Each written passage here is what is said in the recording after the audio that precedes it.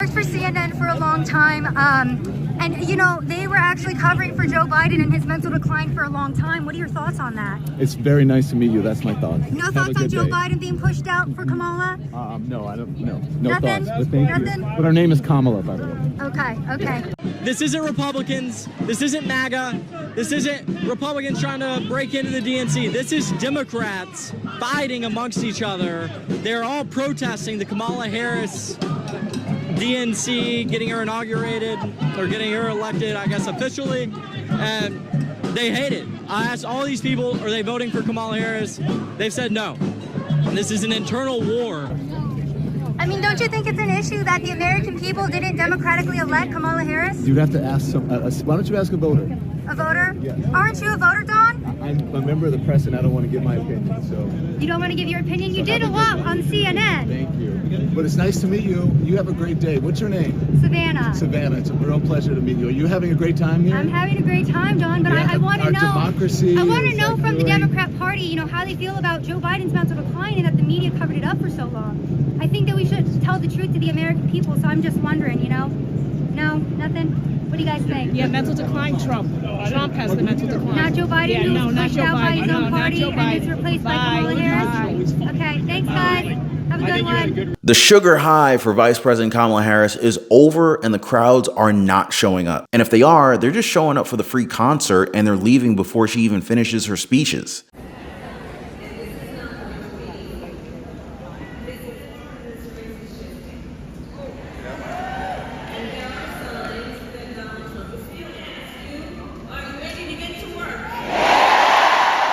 It was clear that a lot of people were ready to leave. It said that her speech wasn't even 30 minutes long, but even with that, people were already heading toward the exits before she finished. And hey guys, before we really get into this, please take a second, hit the like button. Thank you so much for subscribing to the channel. And thank you for sharing these videos on social media. Appreciate you guys. Holy cow, guys.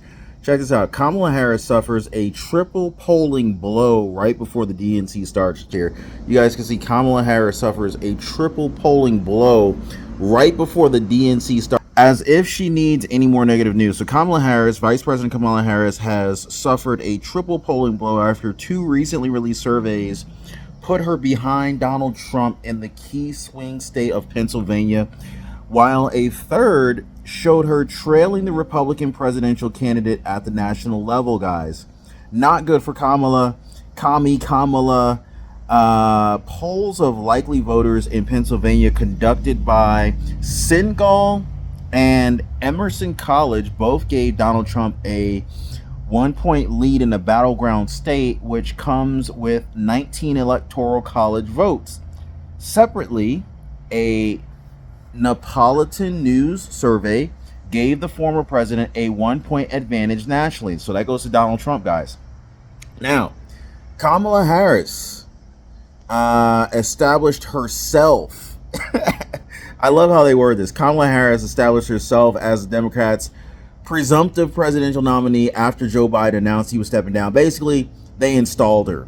But get this, a single poll, CYGNAL, or I don't know if that's signal, a signal poll of 800 likely voters in Pennsylvania conducted on August 14th through the 15th, just a couple days ago, found 44% would be willing to back Donald Trump in a presidential contest versus 43% for Kamala Harris and 5% for the independent candidate Robert F. Kennedy Jr.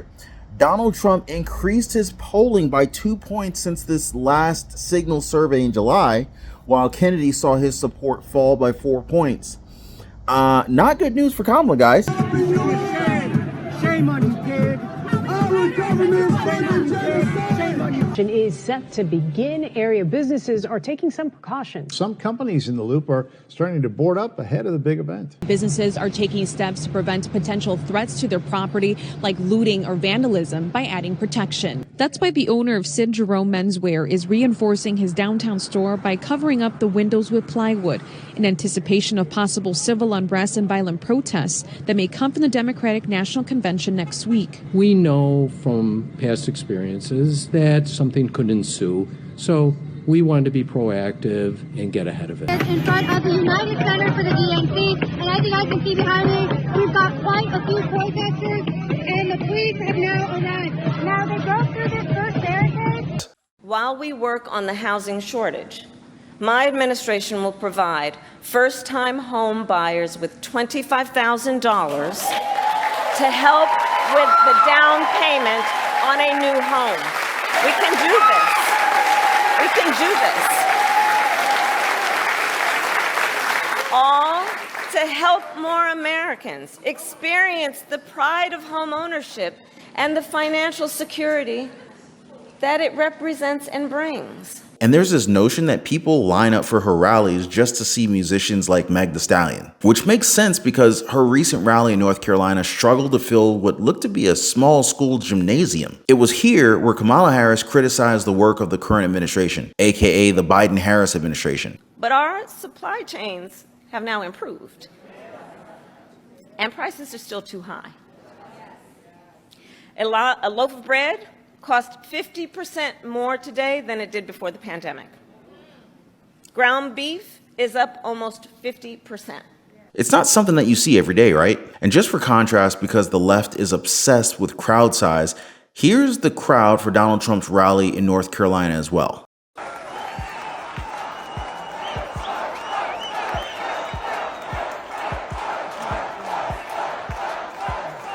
You saw that, right? The distinct difference in size. And here's the funny part. Mainstream media is telling us that Donald Trump is worried about Harris and the crowds that she's been pulling in as of late. But here's a fact though. Harris can't pull in the same kind of crowd as Donald Trump if she doesn't use musicians and rappers who twerk on stage. Former President Donald J. Trump has been unrivaled in one metric since he came on the scene in 2015.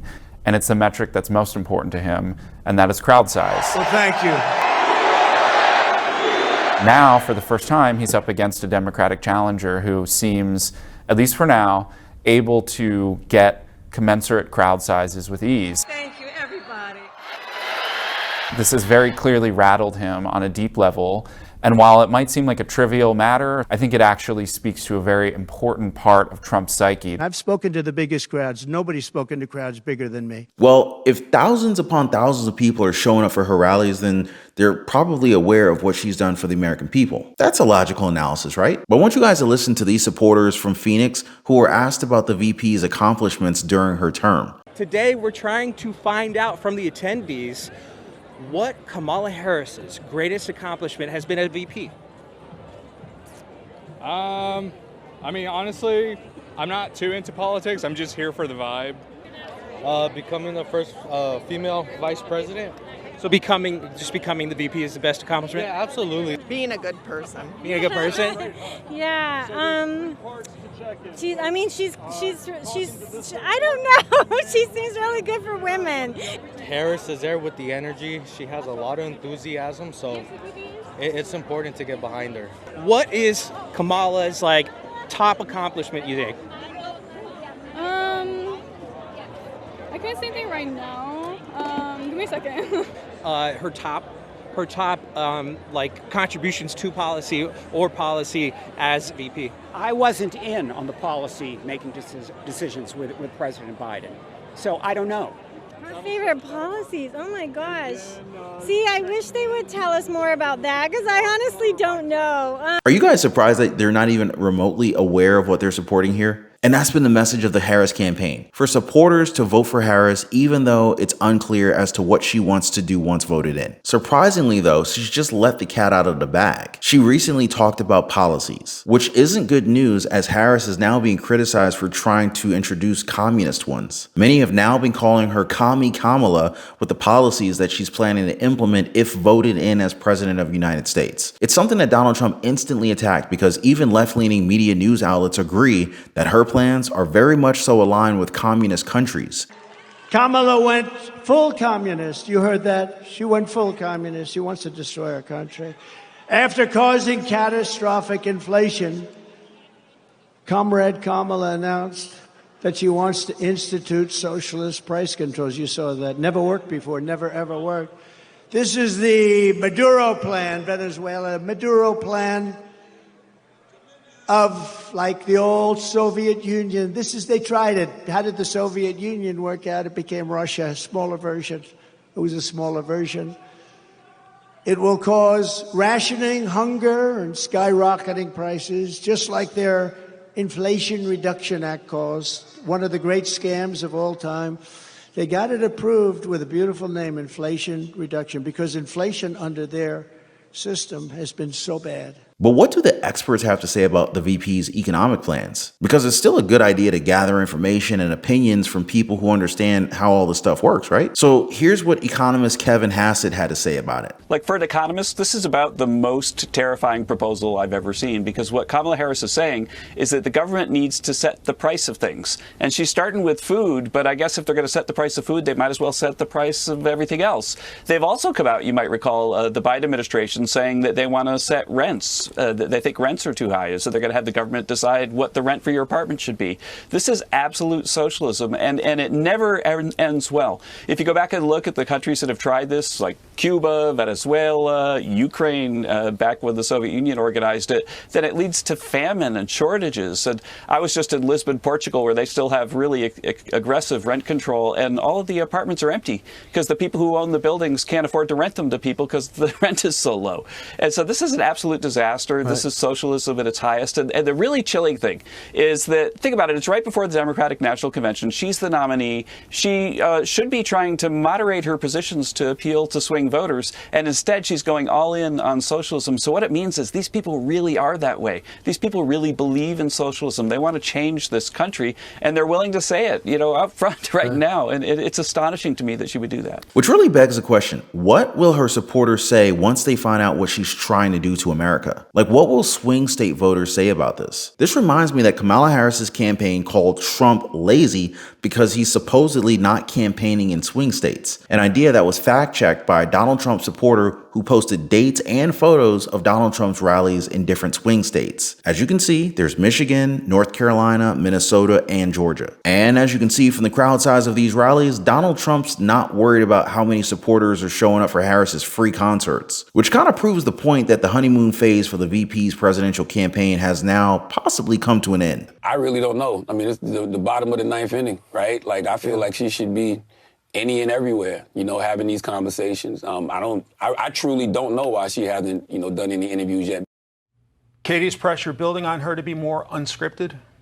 I don't know if pressure's building, but I think what we're seeing from her and her campaign is a normal campaign. Donald Trump the other day impromptu called for a press conference, a 2-hour press conference that was impulsive and angry. And right now we're seeing a campaign run by professionals and by people who know what they're doing. It's the campaigns that senators run, it's the campaigns that other presidential campaigns have run, and it's strategic and it's tactical. She will come out and do interviews, but right now she's doing the things that matter. She's going to rallies, she's talking to voters, and she's talking to donors, and she's finalizing her policy platform before the convention. Does she need to show that she can handle herself unscripted in news conferences or interviews? Yes, the teleprompter is her best friend. And we can argue that this is new, that she has just been given the keys to the kingdom for being the presidential nominee. She should have been getting groomed with this for years. Months even, but she's still sticking to the same talking points, the same speech.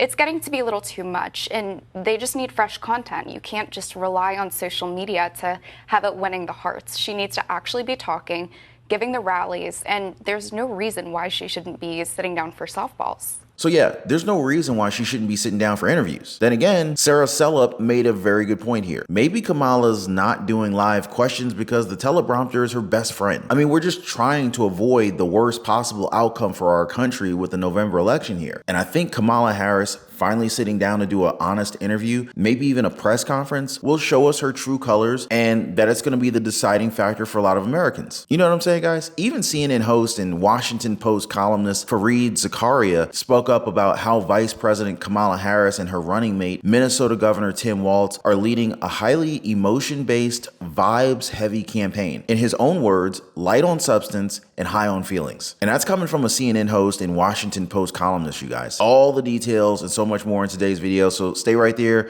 So we're 20 plus days in, you guys. Vice President Kamala Harris has gone 20 plus days without holding a formal press conference or a sit-down interview since becoming the presumptive Democratic presidential nominee. After President Joe Biden stepped back and endorsed her on July 21st, Harris came out as the likely nominee, officially clinching the nomination recently. She's been out and about on the campaign trail, talking at events and giving informal remarks to reporters, but has not managed a formal press conference or in-depth interview in the 3 weeks almost a month now that has followed. And I think she knows how bad she's doing. She tried saving some face by briefly talking to reporters traveling with her to Michigan. It was just over a minute. She basically just said that she's excited about debating Donald Trump on September 10th on ABC, and she stood up for her running mate, Minnesota Governor Tim Walz's military record. She also mentioned that her team is trying to line up an interview before the month is out. The operative word here being try. She made headlines when she announced Walz as her vice presidential choice, but even as a duo, they haven't really sat down with the media in a formal setting. And GOP vice presidential candidate JD Vance wasn't going to let him get away with that. He's been pretty outspoken, urging the media to push Harris harder for answers. He even challenged reporters to step up and encourage Kamala Harris to really step into her role as a presidential candidate. Trump also took a swipe at her during a lengthy interview or news conference at Mar-a-Lago, questioning Kamala Harris's ability to handle a news conference. Which reminds me, I did a previous video where I go over Donald Trump's recent Pennsylvania rally where he just downright destroys Kamala in her speech. You got to watch that one after this one because it is a masterclass from none other than Donald J. Trump. Now, as always,